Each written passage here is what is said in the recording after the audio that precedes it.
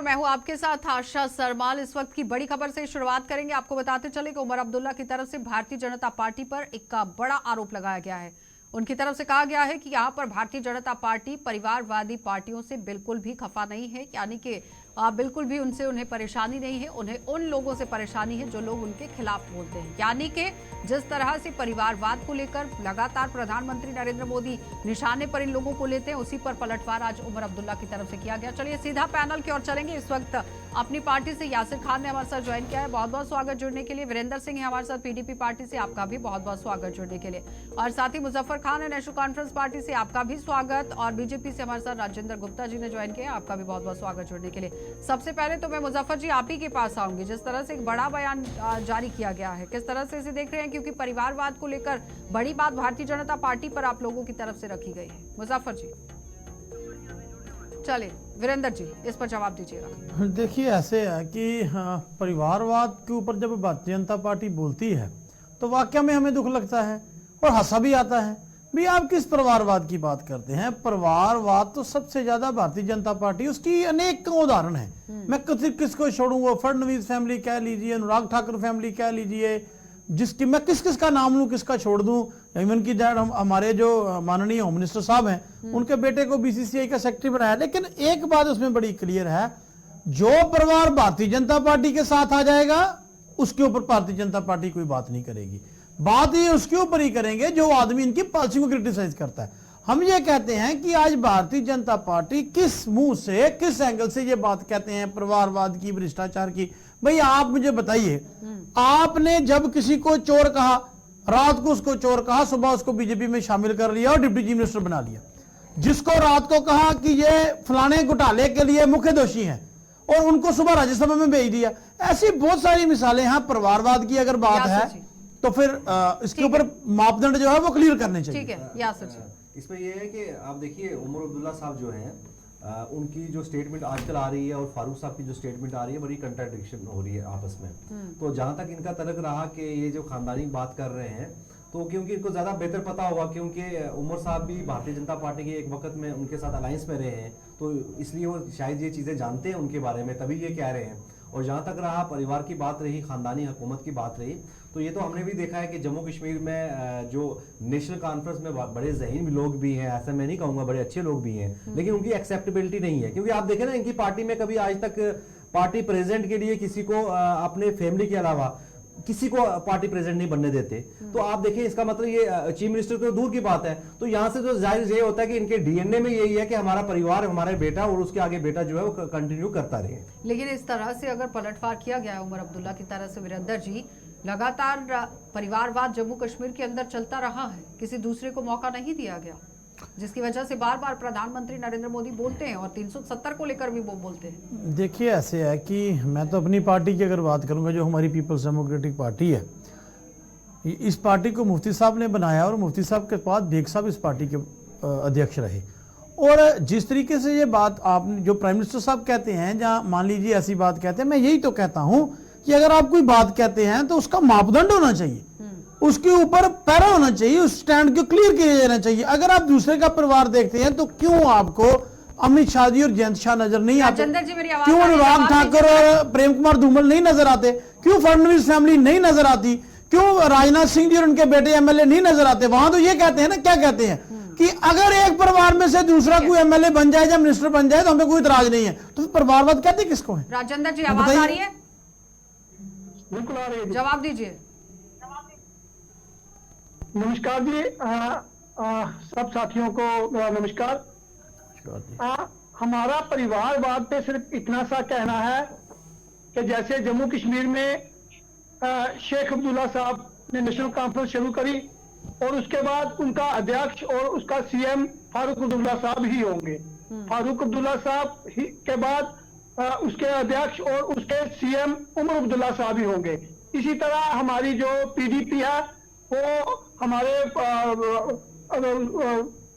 मुफ्ती साहब के बाद उनकी बेटी होंगी, बेग साहब भी थे, उनकी बेटी होंगी। इस परिवारवाद का हम बिल्कुल पुरजोर तरह से विरोध करते हैं। हम कहते हैं ठीक है, तो पॉलिटिक्स करते करते किसी के पिता चीफ मिनिस्टर हैं, एमएलए हैं, उनका बेटा ठीक है वीरेंद्र जी, जवाब दीजिए। देखिए मुजफ्फर अब इनकी बात पे ही आप समझिए कि कितना मतलब बेतुका सा बयान है कि हम कहते हैं कि हमारा अगर कोई किसी एमएलए का बेटा एमएलए बन जाए तो वो परिवारवाद नहीं है। मैं इनको बताना चाहता हूं, उन्होंने पीडीपी का नाम लिया है।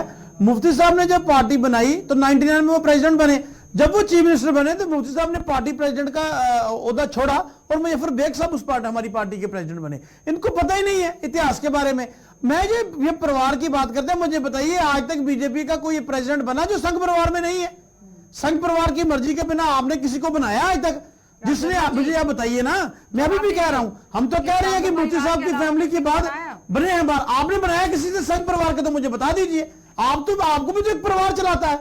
ये बातें करनी चैनल पे। और दूसरी सबसे बड़ी बात आशा जी, मैं ये पूछना चाहता हूं, इनको दूसरों का परिवारवाद नजर आता है, लेकिन और महबूबा जी को अगर पार्टी प्रेसिडेंट बनाया तो जनरल काउंसिल ने बनाया, आपने बीसीसीआई का सेक्रेटरी बनाया, इसलिए बनाया कि शाह साहब का बेटा जिसको बल्ला पकड़ना नहीं आता। प्रेम कुमार धूमल जी चीफ मिनिस्टर है, उनका बेटा केंद्रीय मंत्री रहा। आप मुझे बताइए आप किस परिवारवाद की? और फडणवीस फैमिली महाराष्ट्र में। यासिर जी आपके पास दीजिए जवाब राजेंद्र जी कि भारतीय जनता पार्टी को अपने अंदर क्यों नहीं परिवारवाद दिख रहा है? फडणवीस जी को वो लेकर बात कर रहे हैं, धूमल जी की बात कर रहे हैं।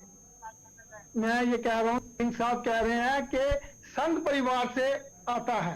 हम कह रहे हैं पीडीपी से ही उसका अगला सीएम का कोई दावेदार हो। क्यों नहीं है? बेग साहब पार्टी के प्रेसिडेंट रहे, मैं तो कह रहा हूं रहे हैं। आप कहते हो, मैं कह रहा हूं रहे हैं। और सबसे बड़ी बात, चीफ मिनिस्टर पार्टी नहीं, लोग चुनते हैं, लोग एमएलए को चुनते हैं, एमएलए उस पर वोट करते हैं। सिंह साहब फिर हम एक दूसरे को डिस्टर्ब करेंगे, बात नहीं होगी। आपने बात रखी, मैंने आराम से सुनी। चोर वो डालता है जिसको बातों का जवाब नहीं होता। बात सुने, फिर उसके बाद आपका नंबर आएगा, बात करें। मैं कह रहा हूं कि पीडीपी परिवार से ही कोई अगला सीएम बने, किसी को कोई ट्राई नहीं, मगर मुफ्ती साहब के घर से ही महबूबा मुफ्ती जी सीएम बनेंगी, महबूबा मुफ्ती जी की बेटी ही अगली सीएम बनेंगी। तो ये परिवारवाद जो है ये टालना चाहिए। ये कोई डेमोक्रेसी के लिए ठीक नहीं है। मैं इसका जवाब लूंगी वीरेंद्र जी आपसे। हाँ, एक चीज देखिए कि अभी जो उमर साहब तो कह रहे हैं, अब देखिए पीएजीडी अलायंस हुआ था, आप देखिए वो ये टॉलरेट नहीं कर रहे हैं कि पीडीपी के साथ उनको एमपी की सीट देने को तैयार नहीं अलायंस में, बाकी तो उनकी दूर के दावे हैं। अब एक चीज हमें ये समझनी पड़ेगी कि बीजेपी की पॉलिसी और बीजेपी का मैनिफेस्टो जो एजेंडा है, हम उसको स्ट्रांगली अपोज भी करते हैं जहां पर वो गलत करते हैं, लेकिन एक चीज उनको जो मौका मिला है सबको कहने का, वो सिर्फ इसलिए मौका मिला है कि उनके जितने आप देखें पिछले 30 साल में कितने प्रेसिडेंट आए पार्टी ऑर्गेनाइजेशन में, कम से कम 15-20 तो उनके पार्टी प्रेसिडेंट चेंज हुए हैं। दूसरे उनके प्रधानमंत्री वाजपेयी साहब आए, उसके बाद नरेंद्र मोदी साहब आए हैं। तो कहीं ना कहीं उनको ये मौका मिलता है, तभी वो ये चीजें जो है सामने लाते हैं। तो ये चीजें तो जो यहाँ की हमारी रीजनल पॉलिटिकल पार्टीज हो या फिर पूरे मुल्क की रीजनल पॉलिटिकल पार्टीज हो, तो उनको ये मौका नहीं देना चाहिए और आने वाले टाइम में हर बंदे को मौका देना चाहिए। कह रहे हैं कि पीडीपी में से ही मुख्यमंत्री बने, लेकिन यहाँ पर मुफ्ती परिवार से ही ना बने, इसको लेकर अब देखिए इनके बयान को मैं क्या कहूँ, मुझे हंसा आ रहा है। तो जितने आगे चीफ मिनिस्टर बने हैं वो पीडीपी से नहीं बने हैं, वो कहीं और से बने हैं। आप मुझे बताइए, मैं तो ये कहना चाहता हूं काश कि आपको परिवारवाद की समझ आ जाए। समझ आपको पूरी है, लेकिन आप इसके ऊपर बयान बोलना नहीं चाहते। मैं ये कहता हूं कि आप लोग पहले अपना गिरेबान देखिए कि आपने किसको कहां से कहां पहुंचाया है। और जहां तक चीफ मिनिस्टर की बात है, चीफ मिनिस्टर चुनने की एक प्रक्रिया है। पार्टी किसी को टिकट देती है, महबूबा जी पहले एमएलए चुनी गए हैं, एमएलए चुनने के बाद जो चुने हुए एमएलए ने अपना लीडर माना है, उसके बाद वो चीफ मिनिस्टर बने। ये तो नहीं हमने पर्ची निकाल दी और चीफ मिनिस्टर बन गए। आपसे मैं पूछना चाहता हूं कि आप मुझे बताइए, आज तक आपकी पार्टी में कोई संघ परिवार की मर्जी के बिना एमएलए भी बना है, मिनिस्टर भी बना है, चीफ मिनिस्टर भी बना है? बाकी तो बातें दूर है। बताइए आप संघ परिवार से एनओसी लाते हैं कि नहीं लाते हैं? उसको बनाना है कि उसको टिकट देने की? आप तो एमएलए नहीं बना सकते उनके बिना। ठीक है वीरेंद्र जी, राजेंद्र जी जवाब दीजिए। वीरेंद्र जी बातों को मिक्स कर रहे हैं, जिस बात का कोई जवाब नहीं है। मेरा सिर्फ इतना सा कहना है कि अनफॉर्चुनेट इंदिरा गांधी जी की डेथ हो गई एक हादसे में, और राजीव गांधी जी जहाज उड़ा रहे थे, उनको आके इस देश का प्राइम मिनिस्टर बना दिया गया। मैं कह रहा हूं कि उनके पार्टी में बड़े सीनियर लोग थे, बड़े और अच्छे बड़े बड़े लाइक लोग थे, बन जाते, किसी को कोई एतराज नहीं। हम उस परिवारवाद के खिलाफ हैं। संघ परिवार ये लगा रहे हैं। संघ परिवार एक अपना जो संघ है वो अपना संघ चलाती है। भारतीय जनता पार्टी संघ से ही निकल के आते हैं एमएलए मिनिस्टर। आपके, किसी दूसरे को क्यों नहीं मिलने देते हैं? वीरेंद्र जी इस बार मैं नहीं फिर आपको बोलने दूंगा। नहीं बोलो ना आप, मैंने किसको रोका? आप बोलिए, जितना चाहते हैं उतना बोलिए। प्लीज आप बात बंद करें ना। नहीं बात क्यों बंद? स्टूडियो में बैठ के चिल्लाने से थोड़ी इतनी टाइम नहीं ना मेरे पास ना जनता के पास। जिस बात की तुक होगी वो सुनेंगे, एक एक करके। बेतुकी बात कैसे सुनेगा कोई? बात सुने ना जी जी, इस पर बात नहीं होगी। वो नहीं करो, अगर नहीं होगी तो ना करो, साहब को अनाउंस हमें कोई जवाब नहीं है कि वीरेंद्र जी जवाब ले लीजिए। सरदार साहब को अपना चीफ मिनिस्टर अनाउंस कर दे, कोई परिवारवाद नहीं है। मगर महबूबा मुफ्ती जी के बाद उनकी भाई बेटी कोई ही किसी को बनेगी। चीफ मिनिस्टर नहीं अनाउंस कर सकता। चीफ मिनिस्टर मैंने चुनते हैं, उनका ये बेटा ही आपके वहाँ बनेगा। होता है, जिसको ये मर्जी से पर्ची निकालता है वो बनता है। ये पहले समझिए बात को, नहीं है। चीफ मिनिस्टर कौन राजशाही चुनता है? 1947 में खत्म हो ठीक है, हो गई, गया। उसके बाद यासिर राजशाही का जी। अंत हो गया। ये हाँ। परिवार अभी तक राजशाही चला रहे हैं और सरदार जी उसके मैं सच परिवार का हिस्सा नहीं, मैं ये कहना चाहता हूँ कि की बात है। आपको, हाँ जी, एक एक करके। नहीं बोलो, यासिर दोबारा जी, रिपीट करेंगे, यासिर क्या जी। कहा आपने? ठीक है, हो मैं गया। सुन नहीं यासिर पाया। जी, क्या बोलूं? मैं आपने यासिर जो भी कहा जी। दोबारा रिपीट कर दे दो please। लोगों में डिबेट को मैं नहीं सुन नहीं घुमाना है। पाया। यासिर जी जवाब क्या कहा दीजिए। आपने? यासिर जी, जी मैं सुन नहीं पाया गुप्ता साहब, आपने कुछ अनपार्लियामेंट्री लैंग्वेज यूज की, मैं पूरा सुन नहीं पाया। नहीं आपने कुछ कहा, मैं सुन नहीं पाया। अगर प्लीज आप जरा रिपीट कर दें, अगर बात की है हाँ, तो मैं दोबारा करता हूँ रिपीट कर repeat। दें। क्या परेशानी है इसमें? आराम जी से बताइए, मैं- क्या कहना चाहते हैं वीरेंद्र आप? जी हो हाँ, गया। आराम से सुनेंगे तो आपका काम नहीं, आप बताइए क्या आप कहना बोलते चाहते हैं? ज्यादा है, सुनते कम है। बहुत है। सुने पूरा ना, आप बोलते ज्यादा है, सुनते कम है। प्लीज बोले, पूरा बोले, सुने, फिर एक दूसरे की बात समझ आएगी। जी। नहीं तो ऐसे अनपार्लियामेंट्री लैंग्वेज अरे मैं यूज अगर होगी। आपकी नहीं, पर्सनल मैं- डिबेट कराती मुझे रहूंगी नहीं लगती है। तो फिर जनता को क्या यूज सुनना है? करना नहीं आप चाहता। मुद्दों को लेकर कौन बात करेगा?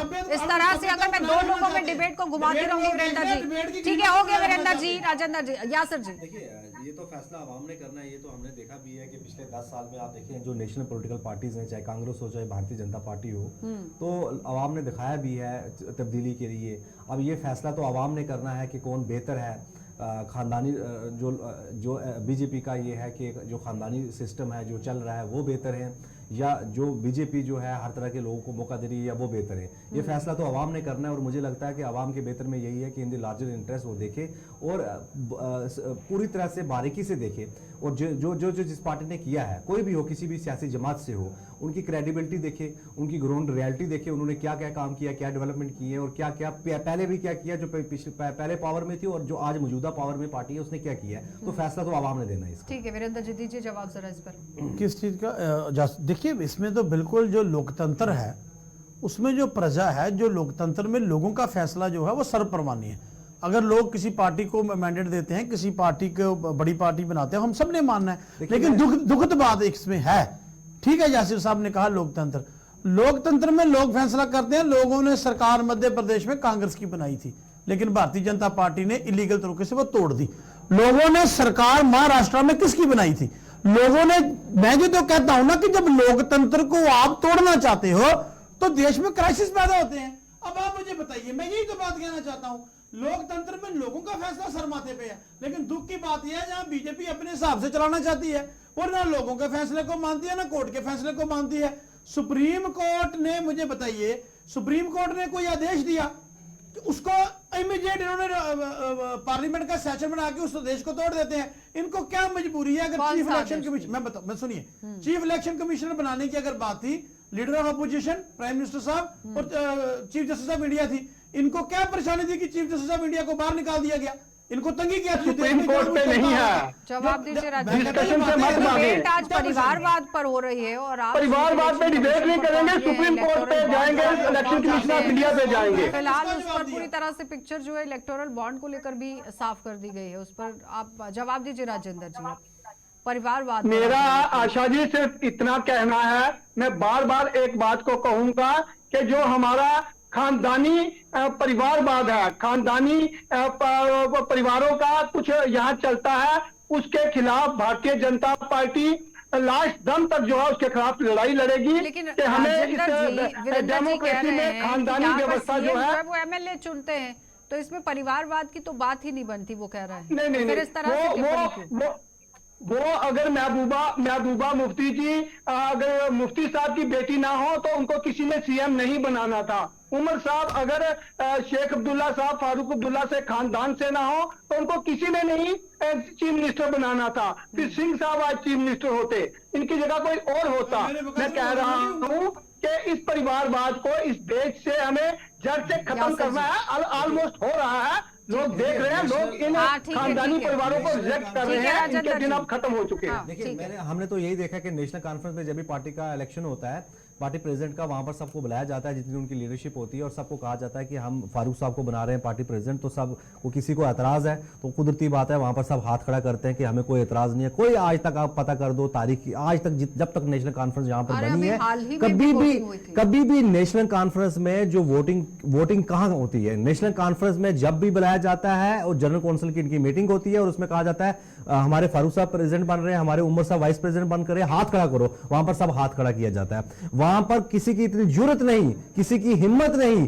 कि उनके खिलाफ अपना candidate with in national conference party president के लिए खड़ा कर सके। तो अगर वो ये एक्सेप्ट नहीं करते, आप कहां वो टॉलरेट करेंगे? लेकिन यासिर जी, उस बीच में मना तो नहीं किया जाता है कि अगर कोई नहीं खड़ा हो सकता है या आप नहीं खड़े हो सकते हैं, आपको पूरा मौका दिया जाता है। आशा जी, मैं अब आपको एक चीज उम्मीदवार को कहूंगा, खड़ा होने के लिए तो काम करना है। जो खड़ा होने की हिम्मत करेगा उसको पार्टी में किसी तरह डिसिप्लिनरी एक्शन के बहाने एक्सपेल कर दिया जाएगा, उसको वो रूट दिखा दी जाएगी। और नेशनल कॉन्फ्रेंस की इसमें तो कोई शक नहीं है, नेशनल कॉन्फ्रेंस में जम्मू कश्मीर में तो हमेशा इमोशनल सेंटिमेंट्स की, पॉलिटिक्स की और उसको एक्सप्लॉइट करने की कोशिश की है, इसमें तो कोई दो राय नहीं है। वीरेंद्र जी जवाब दीजिए। देखिए, ऐसे है कि हर एक पॉलिटिकल पार्टी का अपना अपना एक तरीकाकार है। अब इन्होंने कहा, मेरे भाई हैं राजेंद्र गुप्ता साहब, इन्होंने कहा कि अगर मैडम जी मुफ्ती साहब की बेटी ना होती तो चीफ मिनिस्टर ना होते, एमएलए तो होते, लेकिन जयंत शाह अगर अमित शाह जी के बेटे ना होते ना तो शायद गली के क्रिकेट के प्रेसिडेंट भी ना होते। ये आप बातें छोड़िए, राजेंद्र आप पहले ना अपना जवाब मुझे बता, दीजिए। मुझे मेरी सुनिए, मैं भी और सवाल आपसे पूछना चाहता हूँ। एमएलए लोग चुनते हैं, लोग फैसला करते हैं एमएलए का। हम घर कमरे में बैठ के किसी को एमएलए नहीं बना सकते, पार्टी मैडम जी टिकट दे सकती है, शाह साहब क्या एमएलए है? नहीं बना बीजेपी सकते के- किसी को, एमएलए लोग बनाते हैं। नहीं, बीजेपी के क्या है? वीरेंद्र जी अब जवाब ले। जब लोगों ने एमएलए बनाया तो अमित शाह जी के MLA बेटे चुनते हैं। क्या है? राजेंद्र जी जवाब वीरेंद्र जी, दीजिए। मैं तो ये कह रहा हूँ सिंह साहब ना चीजों को ट्विस्ट कर रहे हैं। अमित शाह जी के बेटे बीजेपी में क्या है, ये मुझे एक बात ये बताएं। बीसीसीआई के मेरा सेक्रेटरी सिर्फ हैं। इतना कहना है कि जम्मू कश्मीर में 2 परिवार लेंगे, उनका परिवार के बाद बेटा, बेटे के बाद बेटा, बेटे के बाद बेटा, यही सिस्टम चलता रहेगा। हम यहाँ से आगे निकल जाए, हमारा पंजाब में चले जाए, बादल परिवार का बेटा, उसके आगे बेटा, उसके आगे बेटा। हम अगर हिमाचल प्रदेश में जाना तो नहीं जा पाए।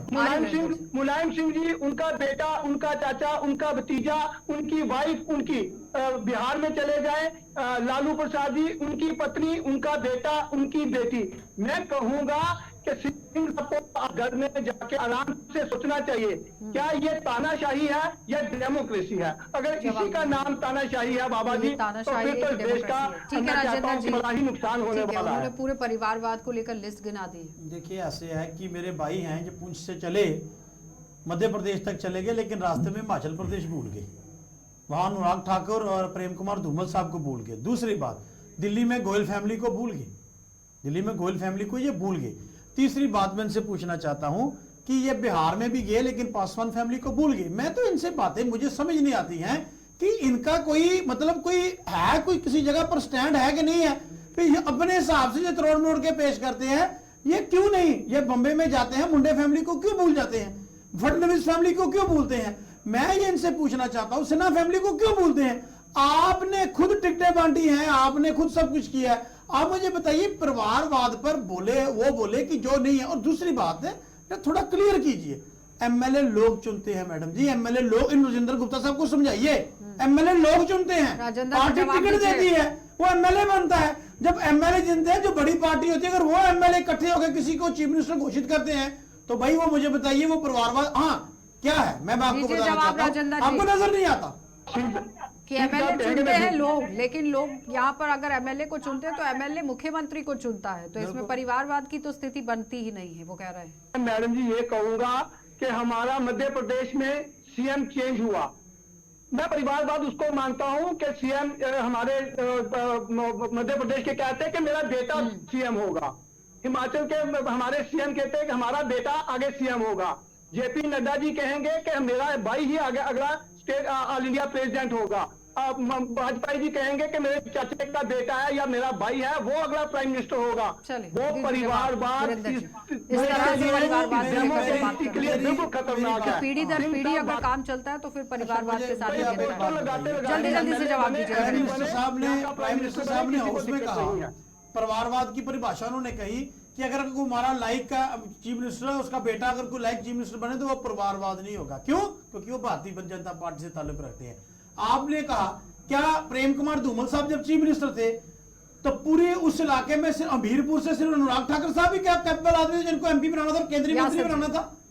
और कोई आदमी आपको नजर नहीं आया? यासिर जी देखिए इस वक्त तो यही है कि चाहिए कि ये जो फैसला तो लोगों ने देना है, और ये उमर साहब की जो स्टेटमेंट थी ये सिर्फ एक पॉलिटिकल स्टेटमेंट थी। वो चाहते हैं कि इस वक्त इलेक्शन नजदीक आ गया है तो लोगों को डाइवर्ट किया जाए कि जो अपोज करेगा उनके खिलाफ कार्रवाई होगी, बाकी उनको परिवार से कुछ लेना देना नहीं है। ठीक है, मेरा सिर्फ इतना सा मैं मानना है कि जो भी इन परिवारवादियों की पार्टियों में हमारे सिंह साहब जैसे लोग हैं, इनको जीवन में सिर्फ उनकी तरफदारी करनी है, उनके नीचे काम करना है। वीरेंद्र जी इनका जीवन में इनको कुछ नहीं करते करना हैं। है। साहब के ऊपर बहुत बहुत धन्यवाद वीरेंद्र जी, बहुत बहुत धन्यवाद यासिर जी, बहुत बहुत धन्यवाद राजेंद्र जी। तो फिलहाल आपने देखा परिवारवाद को लेकर बात हो रही थी, लेकिन लगातार आरोप प्रत्यारोप लगाए जा रहे हैं और बताया जा रहा है कि राजनीतिक तौर पर यह बयान दिया गया है और माकूल तरीके से आप देखिए लोकसभा चुनावों को मद्देनजर रखते हुए बयानबाजी की जा रही है। आप देखते रहिए कार्यक्रम।